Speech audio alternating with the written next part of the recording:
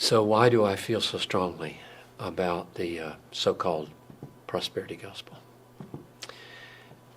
There's an easy answer, but before I give it, let me define it a little bit. It's on a continuum from the most radical to what would be called soft or light. And the most radical would basically say, God wants you rich, and you should partner with him by faith to pursue riches. And the justification would be given, can't accomplish much in life without money. And so go for it. Or another rationale might be, you're kingdom kids, and kingdom kids don't wear tattered clothes. They dress like the king, and so on.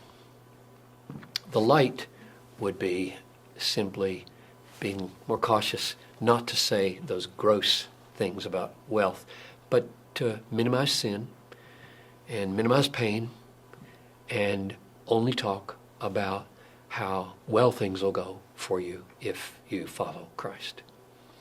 So why do I abominate this so-called gospel? I think it is another gospel.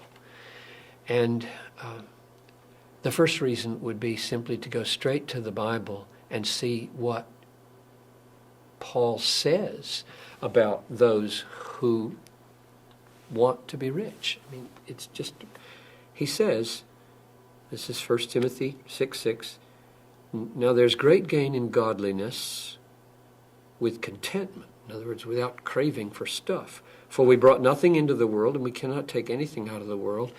If we have food and clothing, with these we'll be content. It's just amazing. But those who desire to be rich, now here's the key text, this is verse 9. Those who desire to be rich fall into temptation, into a snare, into many senseless and harmful desires that plunge people into ruin and destruction. For the love of money is the root of all kinds of evils. It is through this craving, that is, this craving to be rich, that some have wandered away from the faith and pierced themselves with many pangs. In other words, the very thing that leads people to suicidal piercings of pangs, namely the desire to be rich, is nurtured and cultivated by the prosperity preachers. They are encouraging that this suicidal behavior happen. That's abominable. Or Jesus said, it's easier for a camel to go through the eye of a needle than for a rich man to enter the kingdom of heaven. Why would he say that? It's because riches are such dangerous things. They're not a blessing usually. They're usually a curse. People are cursed with riches. They're destroyed by riches. And here again, a little parenthesis of qualification. I don't mean it's sinful to make a lot of money. I just mean it's sinful to want to keep a lot of money. And it's suicidal to want to keep a lot of money. Bigger barns and bigger cars and bigger houses and bigger portfolios and finer clothes, and everything is growing with your income so that your conscience is getting harder and harder, because if you're a Christian at this point, your conscience is having to say, it's okay, it's okay. This is okay. This is the Calvary Road. This is what it means to deny yourself. This is what it means to follow Jesus. This is what it means to die every day. This is what it means to have my treasure in heaven. And it doesn't. It won't work. So your conscience has to be lacerated in order to keep from killing yourself. And so Jesus says it's hard for a rich man to get into the kingdom of heaven. Paul says those who desire to be rich fall into temptation and pierce themselves with many pangs. And along comes a prosperity preacher who says, yes, the Lord really wants you to be rich. We should pursue riches. Following Jesus is the pathway to riches. Riches are the sign of God's blessing. I would just say those are in mutual contradiction for each other, and therefore this is deadly. Now, here's another reason I'm really upset about this. These prosperity preachers don't just talk to Americans who are already fairly well off and try to help them, become a little more rich. They get on their jets, their personal jets, and they fly to Africa or the Philippines.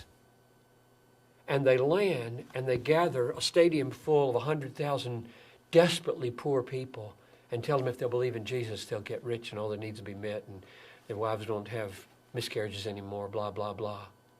Then they get in their jet with their pockets full and go home. That's wicked. Because the Bible is so filled with teachings that in this life, this is a momentary affliction here. This light momentary affliction is working for us an eternal weight of glory beyond all comparison. What's Paul referring to there? He's referring to a lifetime. Light and momentary corresponds to the weight of eternal glory in heaven.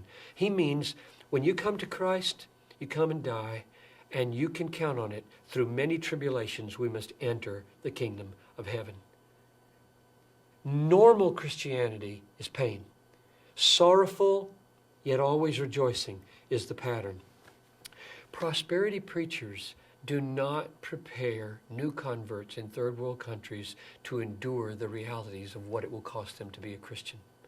Here's another reason. There are 1,568 or so, as we talk, people groups in the world out of 13,000 that don't even have missionaries engaging them, and therefore everybody in them is without hope. Most of those 1,500 people groups are in very dangerous places, meaning if you go there, your kids might either get disease and die, or your wife might be captured and raped, or your family might be butchered and killed. Who's going to go? We have to go. Jesus said, make disciples of every people group, not just the easy ones, not just the comfortable ones. Who's going to go? The product of prosperity preachers? I don't think so. The people that are going to go are the people that have been taught that to follow Christ is to suffer, and it's brief. It's only 80 years. And then comes heaven. I just read this morning with Noel and Talitha, first paragraphs of Revelation 21. And I saw a new heaven and a new earth. For the former heaven and the former earth had passed away, and the sea was no more. And I saw the new Jerusalem coming down like a bride prepared for her husband. And he will dwell with us, and we will be his people, and he will be our God. And then every tear will be wiped away, and every pain will be gone. For the former things have passed away. That's common.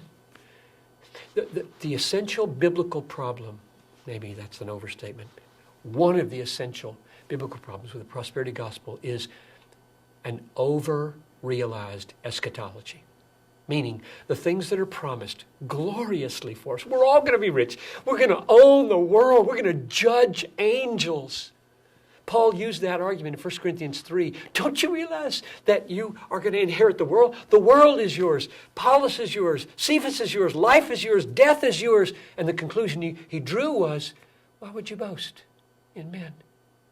In other words, why wouldn't you take that as a means of enabling you to suffer and be lowly and kind and servant-like and walk on this Calvary road and take the pain of being a Christian?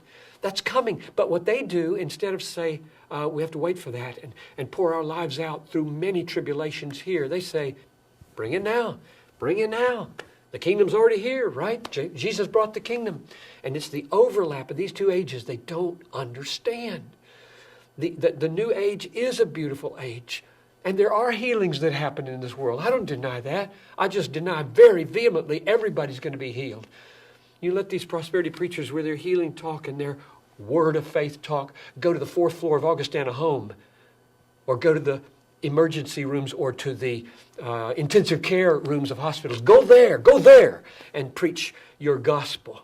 No, they don't. They wear their nice clothes, stand up with the lights, money strewn all over the thing, with people out here who desperately want somebody to tell them how to get rich, and there they make a lot of money that way. They don't go to the places where it's impossible to deal with reality unless you've got a theology of suffering. And so for all those reasons and more, it's a tragic thing that one of our greatest exports of America is the prosperity gospel. People are being destroyed by it. Christians are being weakened by it. God is being dishonored by it, and souls are perishing because of it. And a lot of guys are getting rich on it.